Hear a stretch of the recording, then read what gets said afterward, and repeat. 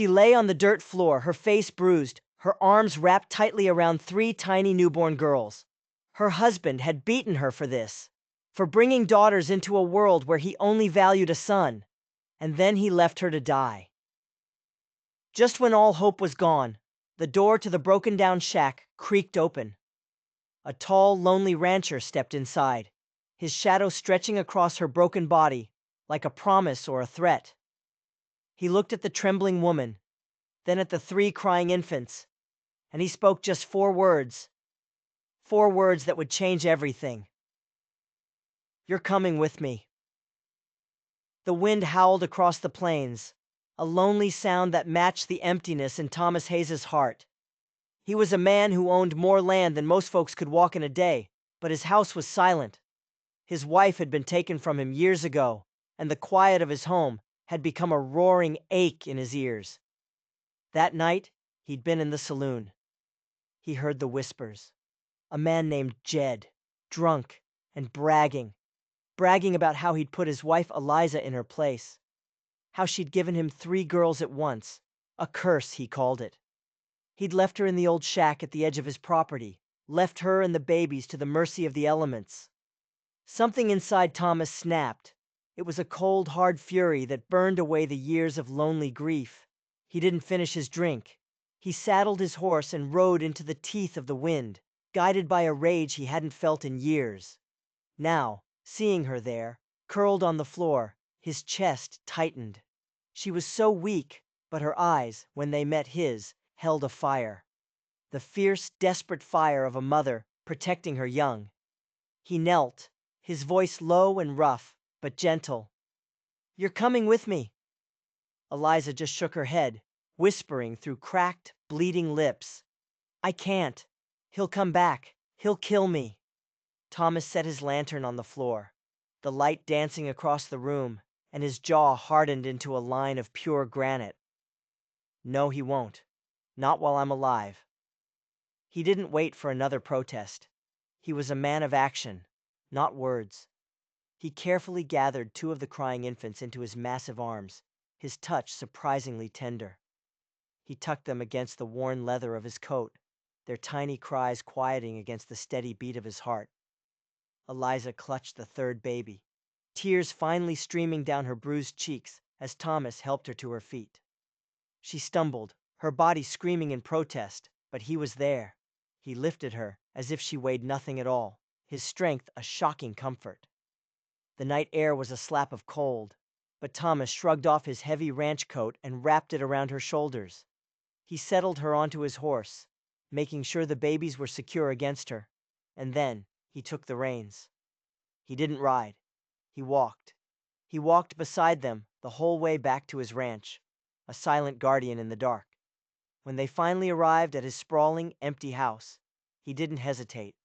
He brought her inside, lit a fire that roared to life in the stone hearth, and then went to the kitchen. His hands, calloused and clumsy from years of roping cattle and mending fences, fumbled as he prepared warm milk. He'd never cared for a baby in his life, but looking at those 3 tiny, perfect faces, something shifted inside him. The lonely rancher was gone. In his place was a protector, a father. But Thomas wasn't just some lonely man doing a good deed. He hadn't found her by accident, and the man she called her husband, Thomas knew exactly who he was. This wasn't a rescue. It was the beginning of a war. The first few days were a blur of healing and exhaustion. Eliza's bruises began to fade from purple to a sickly yellow, but the wounds inside were deeper. Every time a floorboard creaked, she would flinch, her arms instinctively tightening around whichever baby she was holding. She expected to be thrown out, to be told she was a burden, but Thomas never said a word about her leaving. Instead, he started making changes to the house. The quiet, dusty rooms began to transform. He found an old cradle in the attic, one he'd built for a child he never had, and he sanded it down until it was smooth as glass. He built new shelves, filling them with supplies he bought in town. Diapers, soft blankets, things a man like him had no business knowing about. The folks in town talked, of course. They whispered behind their hands when he came in to buy fabric, his face set in a determined scowl. A fool, they called him. taking on another man's wife, and triplets no less. What was he thinking? But then they'd see him. They'd see this big, rugged rancher walking down the main street with three tiny babies strapped to his chest in a makeshift carrier he'd fashioned from a leather hide. And the look on his face, not foolishness, but a fierce, unshakable pride, silenced even the harshest critics. For the first time in her life, Eliza felt a sliver of something that felt like safety, but it was a fragile thing, easily shattered. One night, as the fire popped and hissed, she finally voiced her deepest fear. "What if he comes for us?" she whispered, her eyes locked on the flames. "What if he tries to take the girls?" Thomas didn't look away from the cradle he was rocking with his boot. His voice was as steady and solid as the mountains on the horizon. "He won't. If he comes on my land, he'll answer to me, and I don't lose what I claim as mine." His words were a comfort, but Eliza saw something else. In the evenings, after the babies were asleep, she'd see him cleaning his rifle, methodically, patiently. He wasn't just polishing it, he was preparing.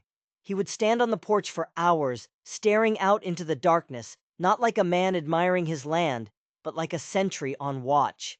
This wasn't just about protecting her. This was personal. The weeks turned into a quiet rhythm of life. The triplets, who she named Hope, Faith, and Grace, grew stronger. Their cries turned into coos, and then into laughter that echoed through the once silent house. The loneliness that had clung to Thomas like a shroud began to lift, replaced by the beautiful chaos of a family. He'd ride out at dawn, but he was always back by noon, his excuses about checking a fence line fooling no one. He just couldn't stand to be away from the girls. Then, one Sunday morning, the peace was shattered.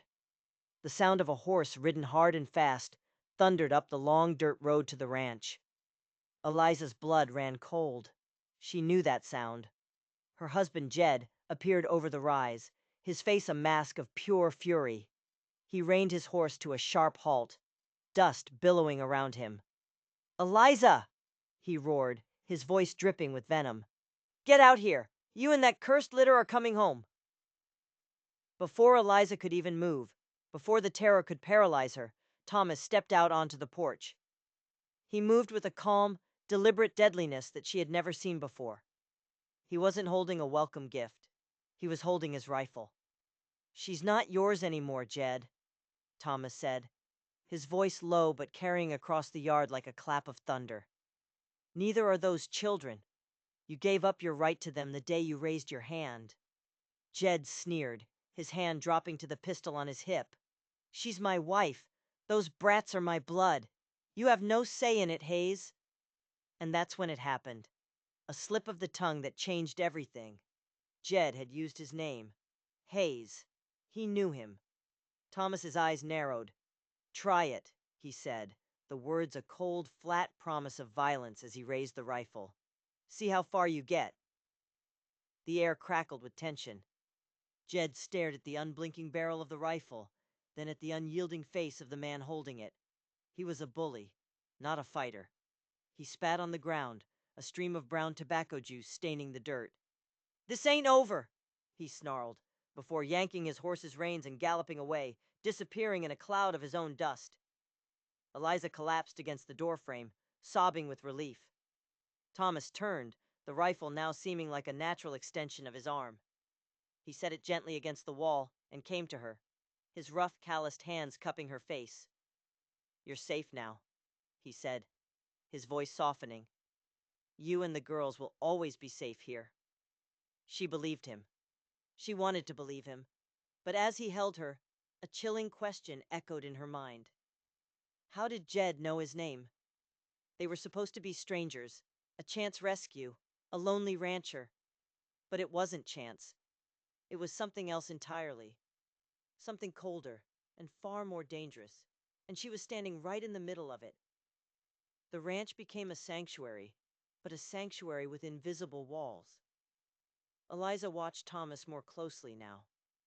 He was kind. He was gentle with her and the girls, but there was a hardness in him, a vigilance that never slept. He taught her how to shoot the rifle, his hands steady on hers as he showed her how to aim. Just in case, he'd said, but his eyes told a different story. This wasn't in case. This was for when. One afternoon, while the girls napped in the sun-drenched living room, she found him in the barn, sharpening an old axe. The rhythmic scrape of stone against steel was mesmerizing and terrifying. "Jed knew your name," she said, her voice barely a whisper. Thomas didn't stop. Scrape, scrape. "This is a small part of the country, Eliza. Folks know folks." "No," she said, stepping closer. The way he said it. It wasn't like he knew of you. It was like he knew you. "Why are you really doing this, Thomas? Why us?" He finally stopped, setting the whetstone down.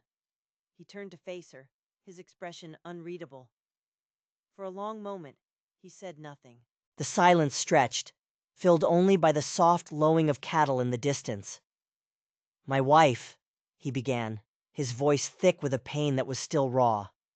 "Her name was Mary. She was taken from me.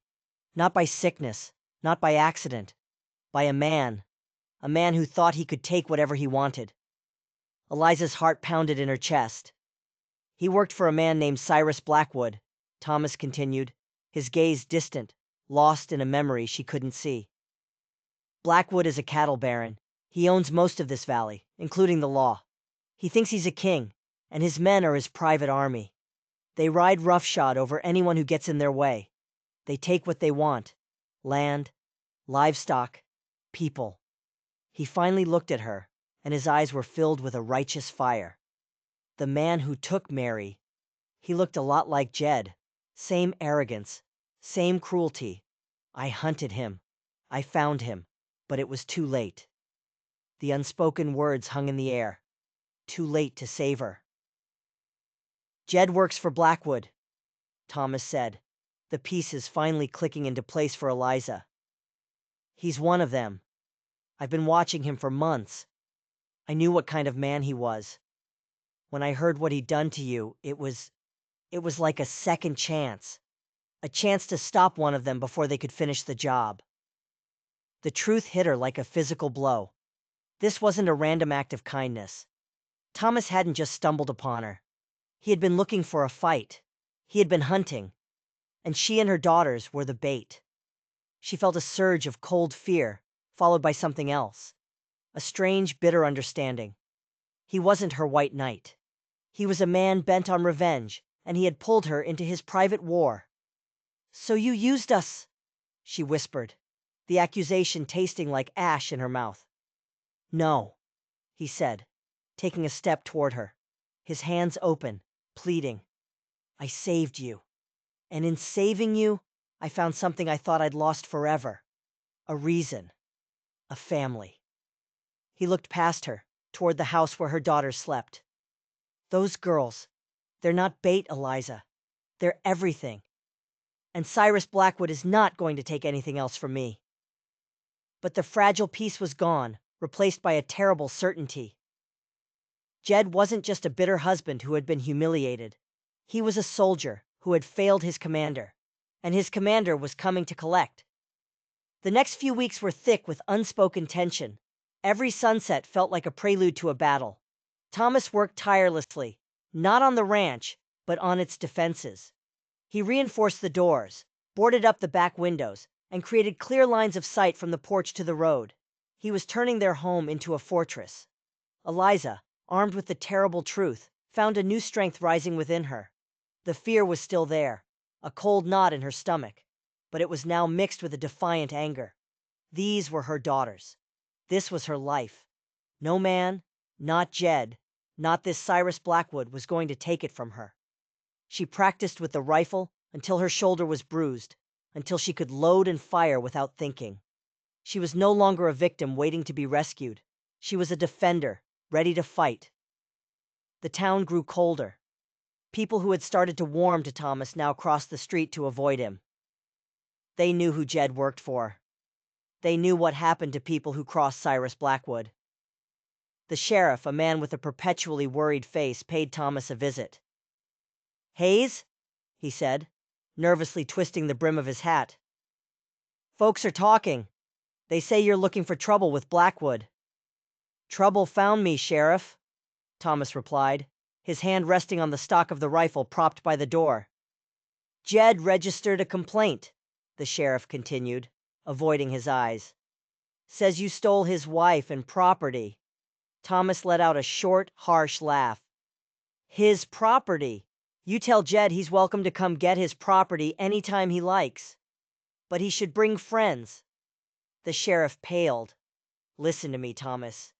You don't know what you're messing with. Blackwood owns this town. He owns me. Walk away. Take the woman and kids and just disappear. It's the only way you'll live." "I'm not running," Thomas said, his voice flat and final. "This is my land. This is my family. My fight is here." The sheriff shook his head and left, a man defeated before the first shot was even fired. The warning was clear. They were on their own. Then came the night. The moon was hidden behind a thick blanket of clouds, plunging the world into an inky blackness. A storm was brewing on the horizon, the air heavy and electric. Inside the ranch house, the only light came from a single lantern on the table. The girls were asleep, blissfully unaware.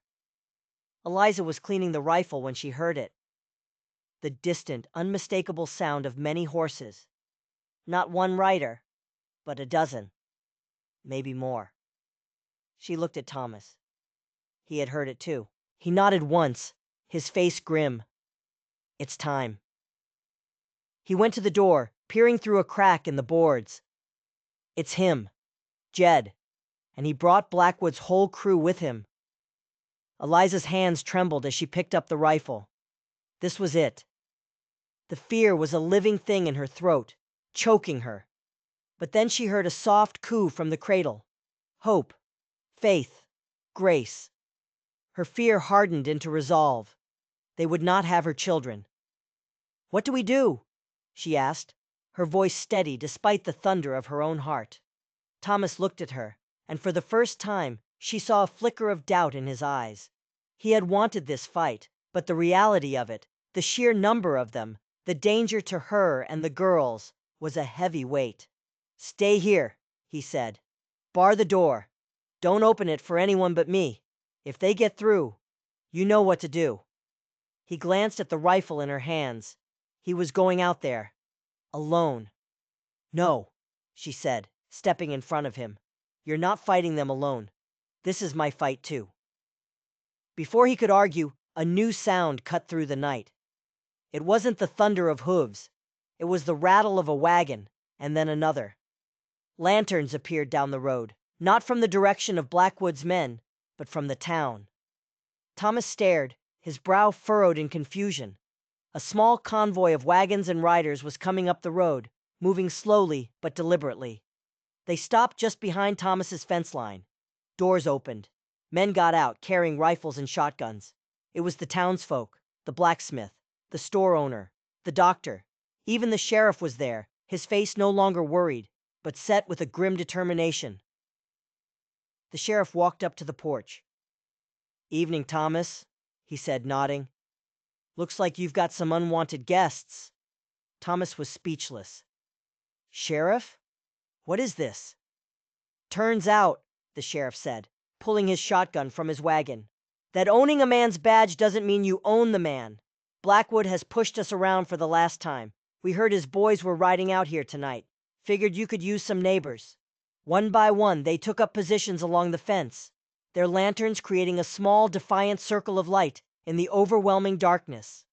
They were outnumbered. They were outgunned. But they were done being afraid. Eliza felt tears welling in her eyes. They weren't alone. From the darkness, a voice roared, "Hayes, get out here! Blackwood wants the woman. Send her out, and we'll let you live." It was Jed. Thomas stepped off the porch, his rifle held loosely at his side. He walked to the gate, a lone figure standing against the encroaching darkness. "The only way you're getting her, Jed, is over my dead body." A shot rang out. Not from Jed's men. From the fence line. The blacksmith had fired into the air. A warning. "And ours!" the sheriff yelled, his voice cracking with a courage he didn't know he had. "You ride on this ranch tonight, You ride against all of us!" There was a moment of stunned silence from the darkness. Jed and his men had expected a single broken rancher. They hadn't expected a town to rise up against them. They were thugs and bullies, not soldiers. They were paid to intimidate the weak, not to fight a war against their own neighbors. Another voice, deeper and colder, cut through the night. Cyrus Blackwood himself. He rode forward, his massive horse stepping into the edge of the lantern light. He was an imposing figure, draped in a black coat, his face scarred and cruel.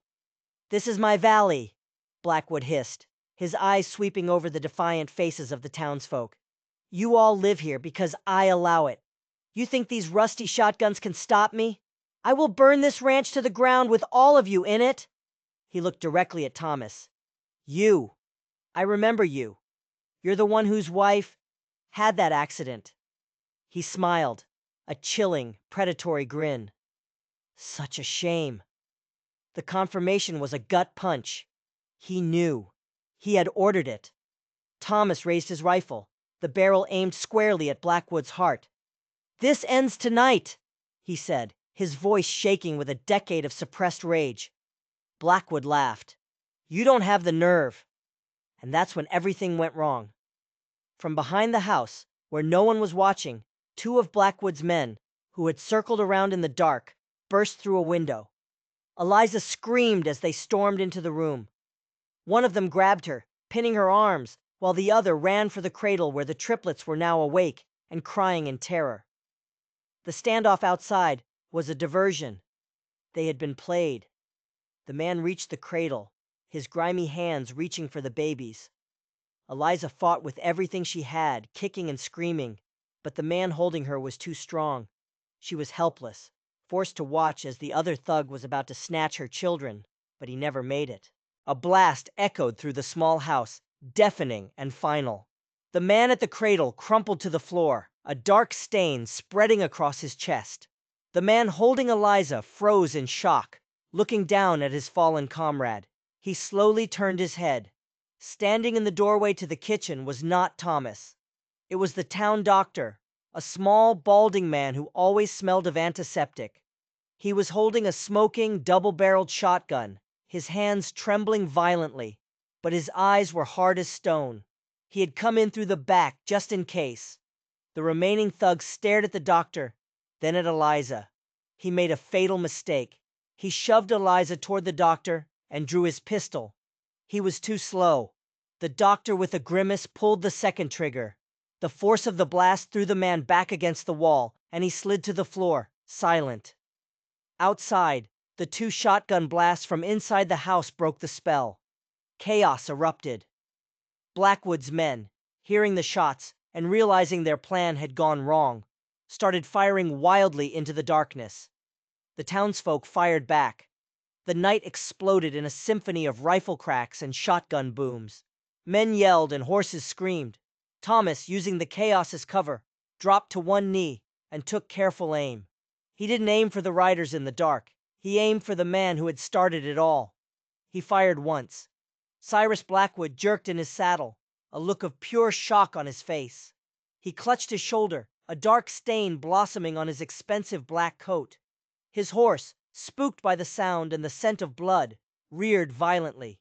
Blackwood, weakened and caught off guard, tumbled from the saddle and hit the ground hard. His men saw him fall. They saw their invincible leader lying wounded in the dirt, and their courage, which was only as strong as their paycheck, vanished. Jed was the first to turn and run, spurring his horse back into the darkness. The others followed a moment later, a disorganized retreat of panicked cowards, leaving their wounded leader behind. Silence fell, broken only by the whimpering of Blackwood on the ground and the crying of the babies inside the house. The fight was over. Thomas ran into the house, his heart in his throat. He saw the two bodies on the floor, the terrified doctor reloading his shotgun, and Eliza, who was on her knees, gathering all three of her crying daughters into her arms, whispering their names over and over. Hope, Faith, Grace. She looked up at him, her face stained with tears and soot, and managed a weak, trembling smile. It's over, she whispered. Thomas knelt beside her, wrapping his arms around all four of them, burying his face in her hair. It's over, he echoed, his voice thick with emotion. You're safe. Outside, the sheriff and two other men were hauling a cursing Cyrus Blackwood to his feet. You'll all hang for this! Blackwood shrieked, clutching his bleeding shoulder. The sheriff just shook his head. No, Cyrus, your reign is over. For the first time, this town is going to see real justice. They threw him into the back of a wagon and carted him away, his threats fading into the night. The sun rose over the copper plains, spilling golden light across a changed land. The ranch was battered, the fence splintered, but it stood. More importantly, the family inside stood with it. The townsfolk helped them board up the broken window and clear the debris before heading back to their own homes, not as fearful subjects of a tyrant, but as proud, free people. In the days that followed, the story spread. The legend of the lonely rancher who faced down a cattle baron for a woman and her 3 daughters. The legend of the town that found its courage. With Blackwood gone, his empire crumbled. The law, for the first time, belonged to the people again. Life on the ranch found a new normal, a true peace. The doors were no longer barricaded. The rifle was still cleaned, but as a tool for hunting, not for war. The laughter of 3 growing girls became the new soundtrack of the house. Hope, faith, and grace grew up knowing nothing of the violence that marked their birth, only the boundless love that secured their future. Eliza found not just a protector in Thomas, but a partner. They built a life together, their love forged in fire and tempered by a shared will to survive. The house that was once haunted by silence and grief was now filled to the brim with joy. Sometimes new folks passing through town would hear the story and ask Thomas why. Why risk everything for a woman he didn't know and 3 children that weren't his? He'd look over at Eliza, a smile touching his lips. He'd watch his 3 beautiful, strong daughters playing in the yard, their golden hair catching the sunlight, and he'd always give the same simple answer. Because some things are worth fighting for, and family is worth everything. If you believe that courage can change the world, and that family is what you make it, then hit that subscribe button. You won't want to miss the next story.